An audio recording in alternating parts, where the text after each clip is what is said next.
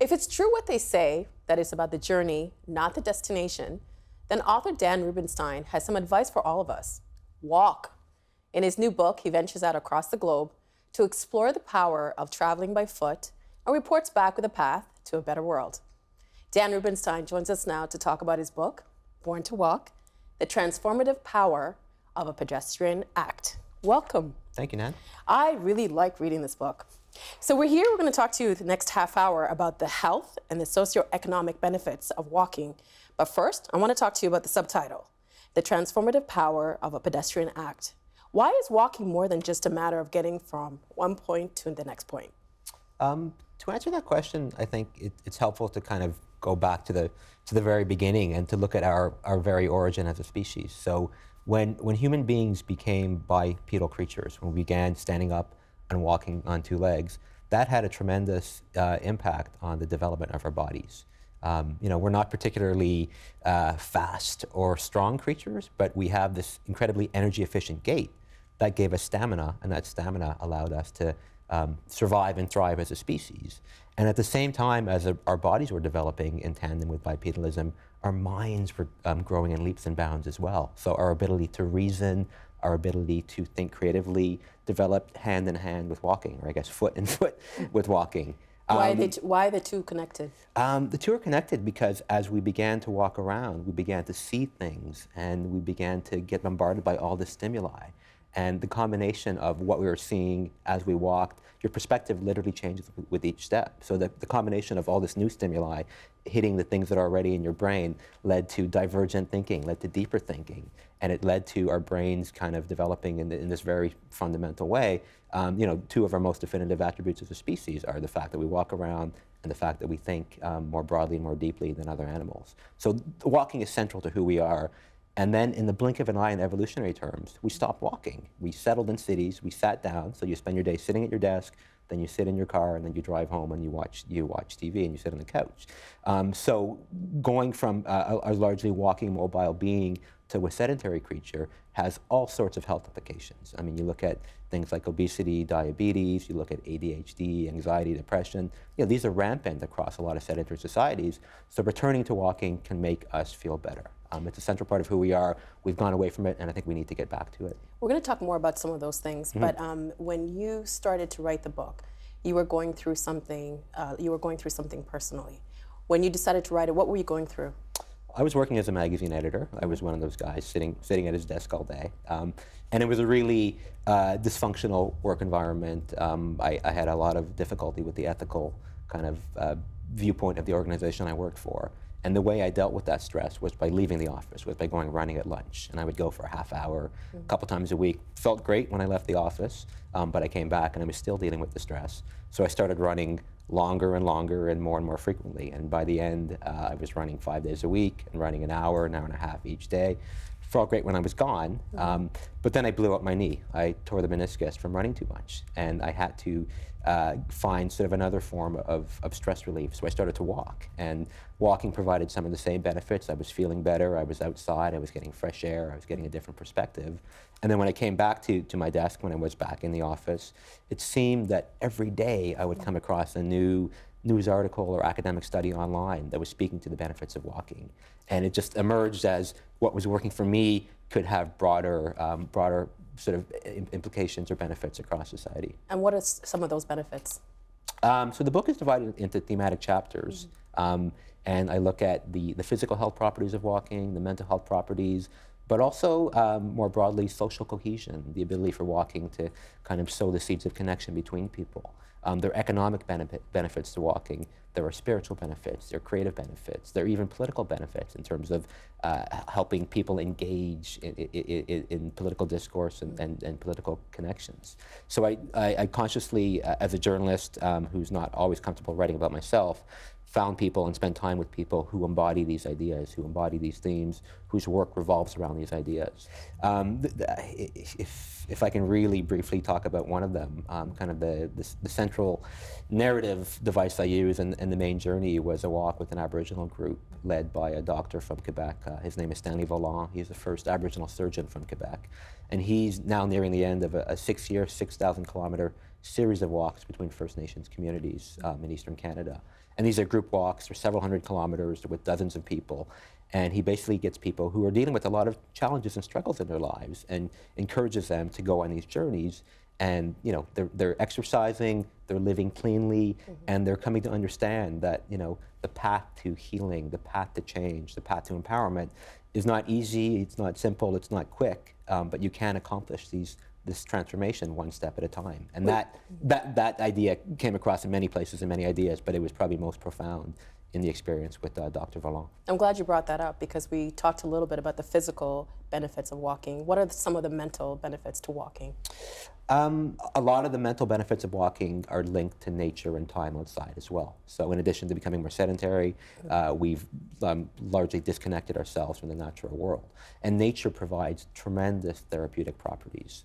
There's a theory called attention restoration theory, which basically holds that when you spend time in a natural setting, your body, your mind derives serenity from things like leaves rustling in the breeze or water flowing over rocks in a creek. In the book you call it the green blur? Yeah, the green blur or soft fascination, because you're not consciously looking at those things, but you're still deriving these sort of benefits. And because you're not really thinking, I'm going to look at the creek or I'm going to look at the leaves, your mind is free to work on other things and to work on other problems. So you're getting this kind of restorative or relaxing boost from nature, and at the same time you're able to process these troubling thoughts. So when you go for a walk in the park at lunchtime and you come back to the office and all of a sudden you have the solution to whatever problem you've been struggling with, it's not a coincidence. It's because you were out walking in nature and you were able to see through the situation you were in.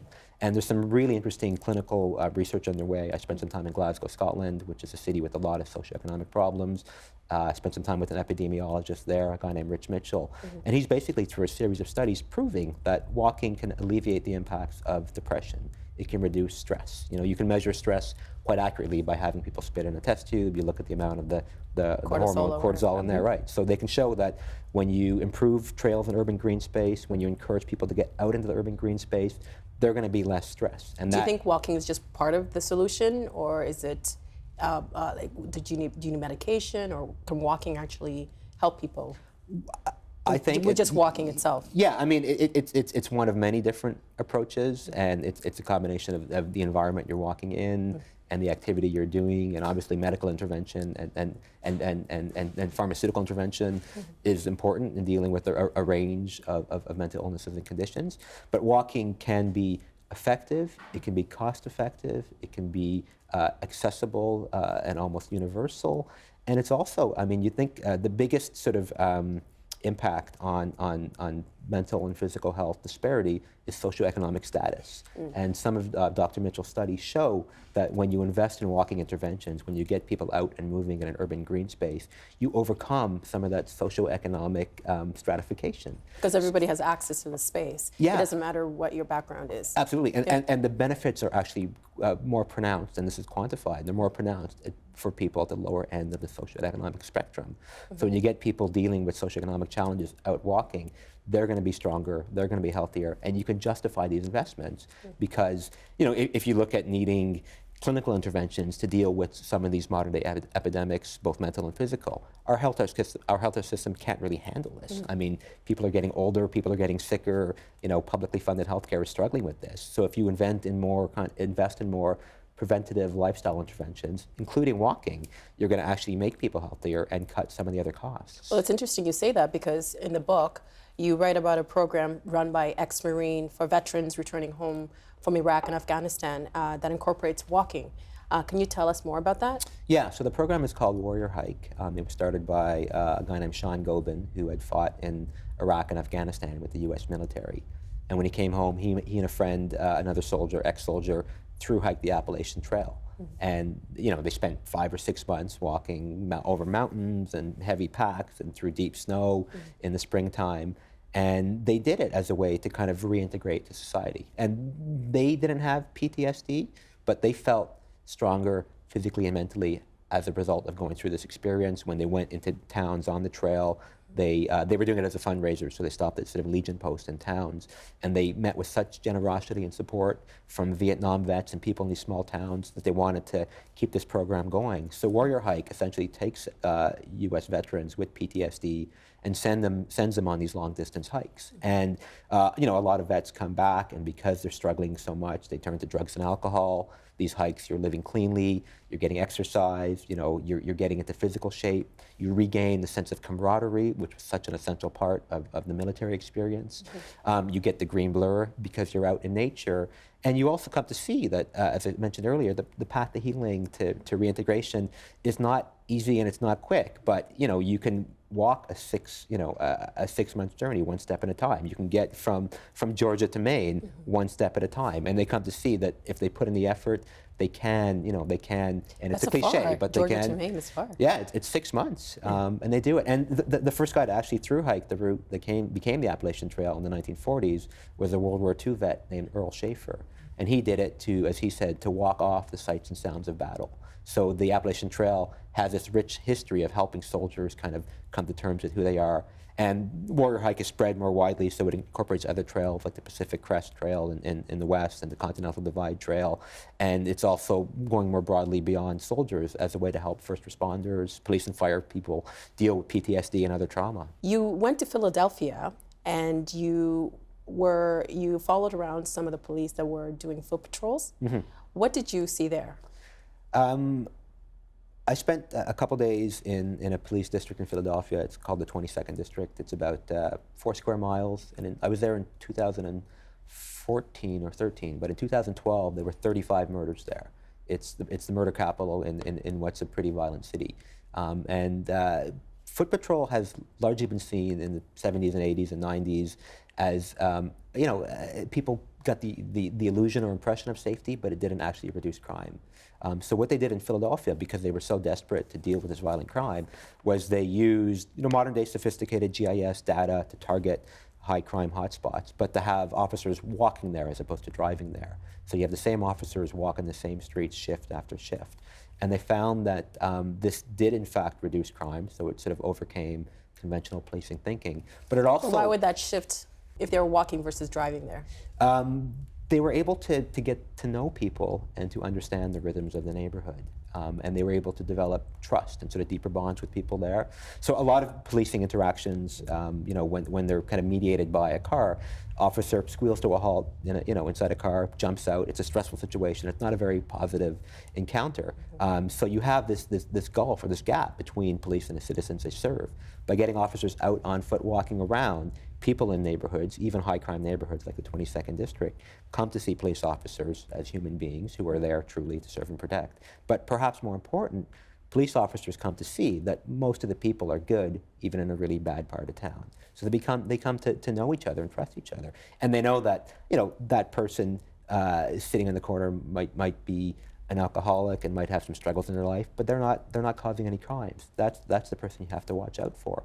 And the people living there, and I saw these types of interactions, people living in the neighborhood will say that officer is a good guy, and I'm actually going to tell him what I saw at that house or who I'm worried about. So you start to have these conversations.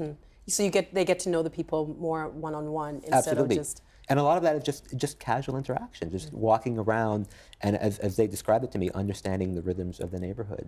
And I was able to kind of juxtapose that because I did ride-alongs with officers in cars too. And it was a completely different situation. When the siren's on, when the lights are on, when you squeal to a halt, you know, there's a barrier there. There's an anonymity there, as opposed to this very genuine human interaction. Did you have any of the residents complain of harassment from the police officers? I had some people complain. You know, I remember one guy in particular said, you know, the drugs don't come from here, the crime doesn't come from here. They should be addressing the root causes. They should be, you know, investing in economic development, not having more police officers walk around. But by and large, most people I talked to, and the officers would drift away and allow me to have, you know, private conversations with people. You know, one of the people I asked, and this quote or soundbite jumped out, I asked him, how have things changed in your neighborhood since the Foot Patrol program began? And he said, you and me can stand here talking right here, right now, without any gunshots going off. Wow. So that very simple change. And as a result of this experiment in Philadelphia, the police department made the unprecedented decision to have every rookie officer spend a full year on foot patrol duty. So at the very important start of their career, they're going to be walking around and getting to know people. And the thinking and the hope is that that'll inform who they are as an officer and how they see the people they're serving and how they interact with them. Do you know if this has worked in Canada at all, if anyone has tried it in Canada? It's coming back in Canada. I spent a couple days walking around the Byward Market in Ottawa with Foot Patrol officers. And it's a shopping and entertainment district, it's a tourism area, but there's also a lot of social service agencies, there's a lot of homelessness, there's a lot of drug use. And the officers I walked with, they knew people as individuals, and they had these very gentle interactions with them. And they would move along panhandlers, and they would stop people from doing things they shouldn't have done, but they weren't pulling up in a car and being these stern authority figures. They were community figures. And there was a criminologist I talked to afterwards, Michael Kempa, at the University of Ottawa, and his perception is that officers in this role are kind of a bridge between the criminal justice system and the social service system, and they can help direct people. Now, the things can go the wrong way. I know in Toronto, with more Foot Patrol, there was a whole issue of carding and driven by racial profiling and racial prejudice. So, the interactions have to be careful and thoughtful, but by and large, having more officers on foot will help kind of develop that connection. And by and large, officers want to do it. In Ottawa, there's a waiting list of cops who want to be on the foot units. They don't want to be sitting in their car. They want to be out there walking. It's healthier. There's less absenteeism. So we're starting to see sort of a shift in policing thinking. Have governments tried this? Like, how are governments incorporating walking into urban planning?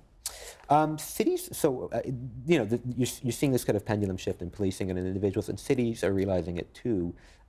Cities are coming at it sort of from a more empirical perspective, and not only does walking have all these sort of, it makes us healthier and happier, but there are these quantifiable economic benefits. So walking can boost real estate values, retail spending, it cuts pollution, it creates jobs.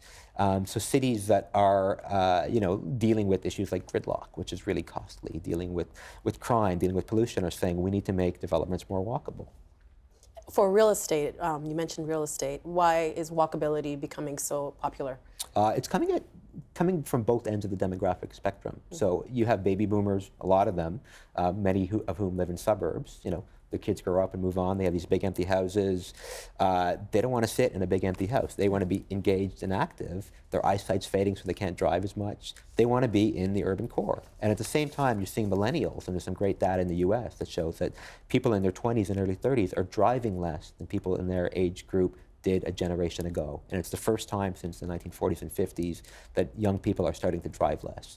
They also want to be in these dense urban walkable neighborhoods. We have a supply-demand mismatch now, so we're still building suburban houses, and that's why sort of inner city real estate is so expensive, because it's crazy expensive. People want those units, but so this is a big shift, and walkability is part of a wider web of sort of transportation change. It also includes cycling and public transportation, but part of the shift, and you're starting to see it in Toronto and New York and cities like that, is you need to remove the regulatory barriers and the financing barriers to allow for these kind of walkable mixed-use developments. So if I want to build a big suburban big box mall, government will say yes, and the banks will give me money. If I want to do some innovative urban walkable development, they'll say, whoa, hang on, we haven't seen too much of this. Is there any pushback from people who don't want that? It's a shift. I wouldn't say there's pushback, but the mechanisms and the mindset isn't there yet. But you're starting to see it at the municipal level. So in Toronto, the chief planner, Jennifer Keesmaat, has been quite public and outspoken about putting walking at the core of her decisions. In New York, I just saw a great talk. A woman named Jeanette Sadik Khan, who was Mayor Bloomberg's transit commissioner, and Bloomberg said, show me the numbers, show me the data. So she looked at health and transportation traffic flow and economics and said, walking is good. And he said, great, let's do it. So they started closing streets to cars and putting in bike lanes and allowing walkable developments. And the city is, it's always been a sort of a successful, thriving, hopping city, but it's reaping the benefits, financial and otherwise, of this increased walkability. I want to play you a clip. This is from an anti-street harassment advocacy group who edited together a video of a woman walking the streets of New York for 10 hours. How you doing today? That's not good. Wow. What's up, beautiful? Have a good day. Hey, what's up, girl? How you doing? Somebody's acknowledging you for being beautiful. She said thank you. Oh, bless you. Hey, baby. Hey, beautiful. How are you this morning? Have a nice evening. Nice. That video makes me so uncomfortable. So walking is great for you, but how do you address the social barriers to creating a more walkable society?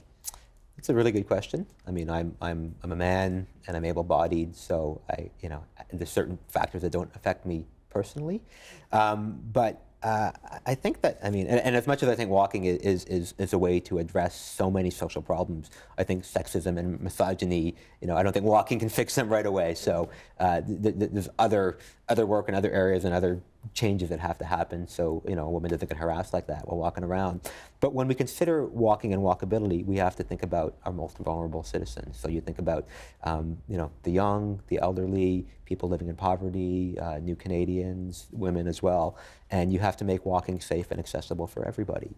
You have to ensure that there's proper lighting, that sidewalks are maintained, that garbage doesn't pile up, that paths are cleared. You have to allow people to be out there. But we also, thinking about urban walkability and thinking about Jane Jacobs, one of the ways to, although maybe this clip doesn't bear it out, but one of the ways to make walking safe is to ensure that there are eyes on the streets, that there are a lot of people out and active and mixed use and people up at all hours of the day. That way you're not out walking your own and you're not as vulnerable as you would be. That's not going to stop people from catcalling and harassing somebody. But I think when we talk about making our areas more walkable, we have to consider those who face more obstacles. Thank you, Dan. Our conversation is not over. I thought it might be fun for us to go outside to continue our conversation in a park. Let's go. Up for it? Absolutely. Okay, let's go. Now, when you're outside, what effect does nature have on you? So in addition to the fact that as a species we were mobile and walking for so long, then got sedentary in cities, we also, throughout the bulk of our time on the planet, lived in a natural environment. And in the blink of an eye, we got out of nature. And we've lost a lot of the benefits and positive properties that nature provides. So it can be relaxing and restorative, but there's some research underway in Japan into what they call forest bathing, and it looks at these essential oil-like compounds that trees emit, and these chemicals that come out of trees are meant to protect against rotting and against insects, but they also have these beneficial therapeutic properties for people. Some studies show that they can have impact on things like blood pressure, even the incidence of certain types of cancer. So we evolved symbiotically with trees, with nature, and then boom, we're not in nature and we're getting sick. So being in nature has physical and mental properties that we're not even aware of, that we don't even understand, and walking in these environments helps us sort of get back there. And as a writer, an author, do you think being outside sparks your creativity? Absolutely. I mean, it's partially being in the natural environment, but it's also the movement in the natural environment. It's the combination of all these stimuli. So it's the birds, it's the creek, it's the leaves, it's the people we run into, and all these new things we're seeing kind of jumping and juxtaposing with all the thoughts in our heads, these cyclists coming past.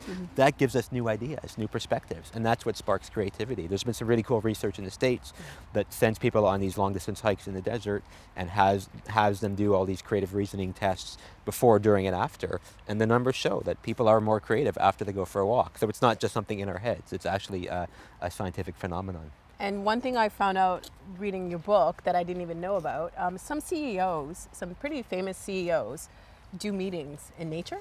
Yeah. I mean, Steve Jobs walked around a lot. Zuckerberg apparently walks around the Facebook campus a lot.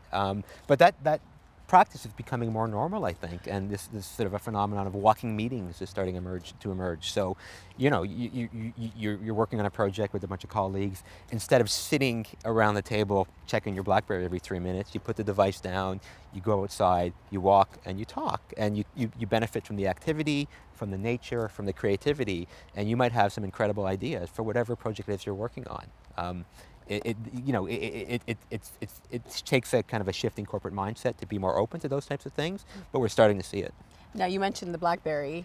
Do you think technology is is coming into play when we can't really walk anymore, but if we have a BlackBerry, we have a cell phone, we can really do a lot of stuff outside? Yeah, you can. Although, I mean, one of the beautiful things about walking and walking in a natural place is that you can be really present and really focus on your surroundings and slow down. So if you're walking and clicking and staring, you lose some of those positive properties. At the same time, yeah, you can get things done. You can stay connected. You know, you have the mobile office in your hands, so you're not really cut off from the boardroom or being reached. But you know, I think in addition to losing our touch with nature and becoming sedentary, technology is at the root of a lot of individual and social health problems as well. So walking is really, at its core, it's a way to get in touch with the human ecosystem in which we live as well as the natural ecosystem. And part of that entails a disconnect from that type of digital tether. One of the best stories in the book, you have lots of great stories in this book, but one of the ones that spoke to me, being a refugee, I walked, when we left our country, we actually walked from one country to another country. But you have this great story about your grandmother. Can you share that with us? Yeah, so my grandparents, my mom's parents, were in Poland when the Nazis invaded, and they literally had to get up and walk east, and they walked east into Russia. And I think, you know, that movement kind of stayed with them. And I know that when they did come to North America, they settled in New York City, and my grandfather just kept on walking. And for him, it was a way to get to know the city where he lived, to get exercise, to feel connection to nature. He loved walking in ravines, and he took me on a lot of walks when I was a kid in ravines in northeastern Toronto. And I think it always was part of who he was, but it became a really essential part of his whole personality. Thank you, Dan. It's been a pleasure meeting you and reading your book. Congratulations on everything. Thanks, it's been a lot of fun. Help TVO create a better world through the power of learning. Visit TVO.org and make a tax-deductible donation today.